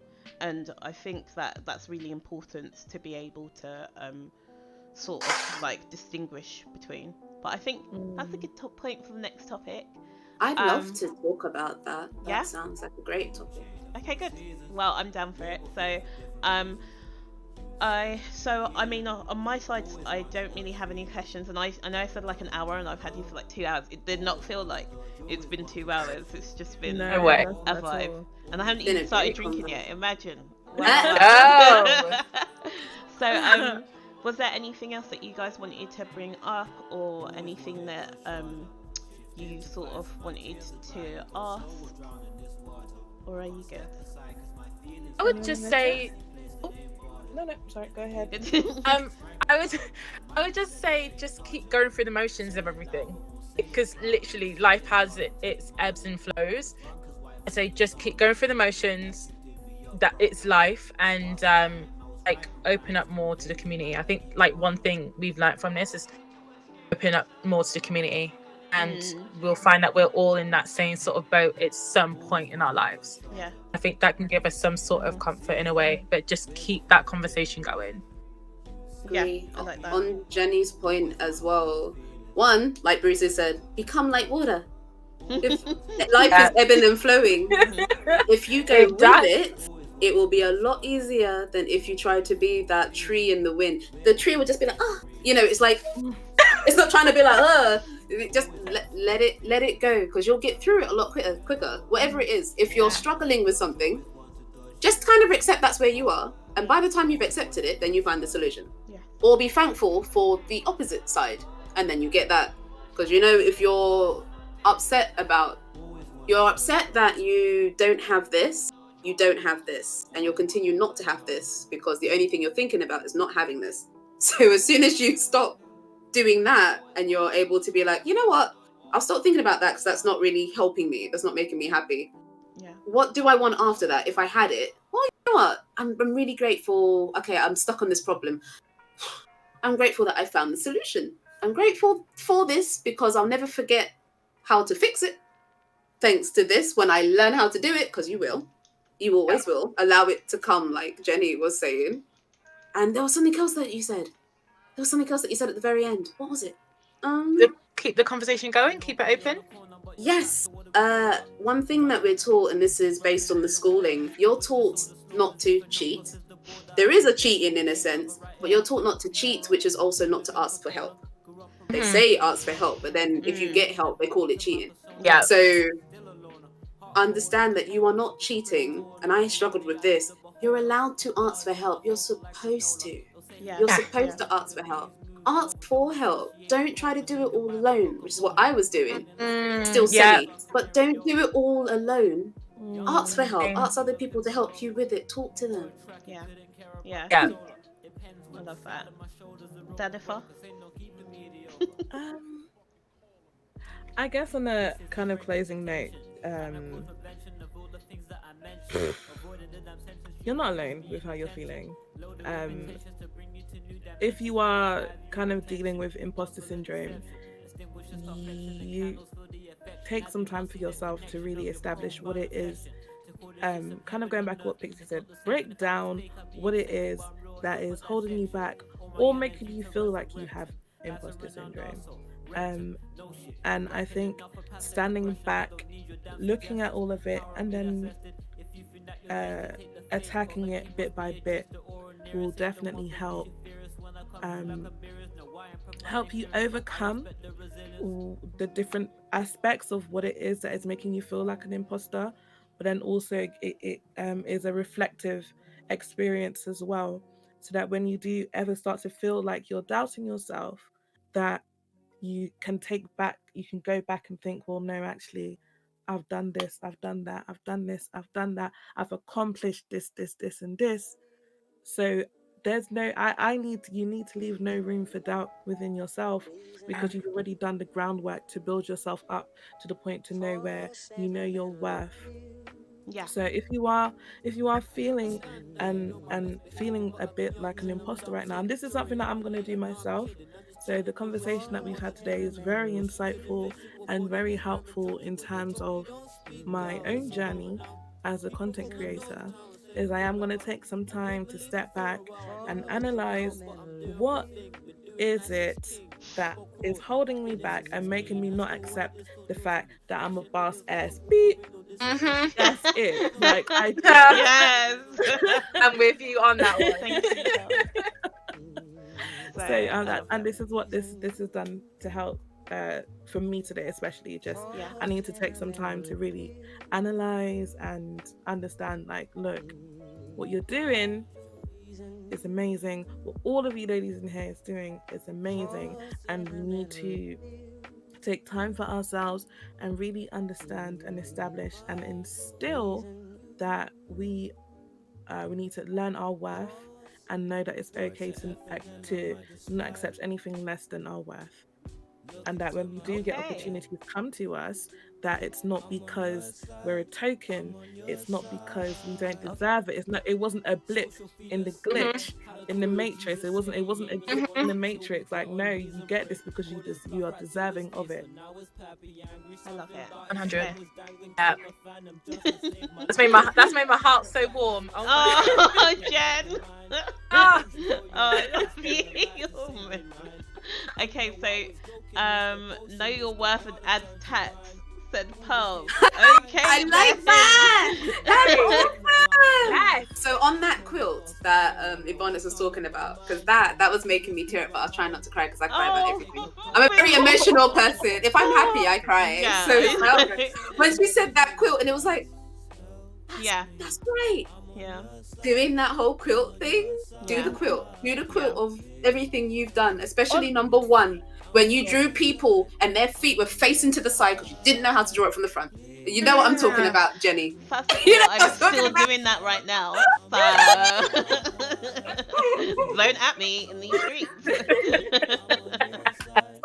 Okay. But attack. Homework for you girls. Homework for you girls is get an empty quilt and then just fill it up with your accomplishments or just even your journey and little things that you were proud of. And just you can just then and that's you then looking at the bigger picture because you can stand back and look at it and be like, yo, what? That's me. I'm gonna really start doing that, and I'm gonna start crying when I do it. I'll be like, No, do you know what? Obviously, it's a process and it's important. And I think that sometimes we give people their flowers, but we don't do that for ourselves. So our flowers as well. I love that. Danny's frozen for me now. I don't know why. Oh yes, she has.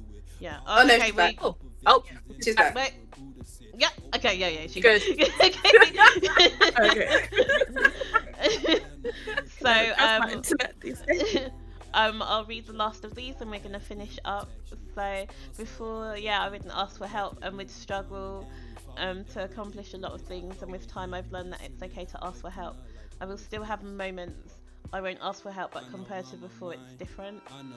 Same Pixie, I'm an emotional roller coaster pub, honestly. I was talking about my mum, I thought I was going to start sobbing on thing, and then everyone's going to be looking at me uncomfortable like, oh, screw you. I didn't ask for help because of the painted image of black women are so strong and can do anything. Plus, when asked for certain helping things, my mum would say, you need to learn how to do this on your own. I won't always be there, so I just started never asking her for help and learning things on my own, and even rejected help when given. Yes. Oh yeah. Danny's coming and showing her hi fit now. Now I ask for help after I go through the simple work. After I can't find the solution, I will ask because I hate trying to punch through a wall. But Mr. Tyrone says that he wants her to put the voice back on. You know what? That's what I mean. You get a chance to appreciate you and what you're capable of. Okay, so I cannot thank you guys enough. Like Stormy's not here. I cannot. Like, I was so nervous to do this, and like they just hyped me all the time. They're the like.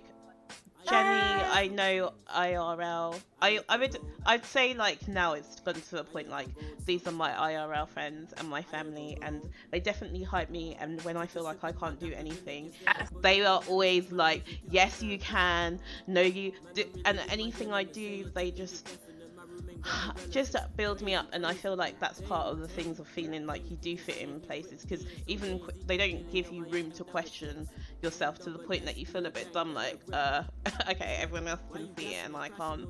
So I thank you, and thank you for doing this with me. It was very exciting and I love you to pieces. Love you. It was a beautiful experience. Love you every guys. single bit.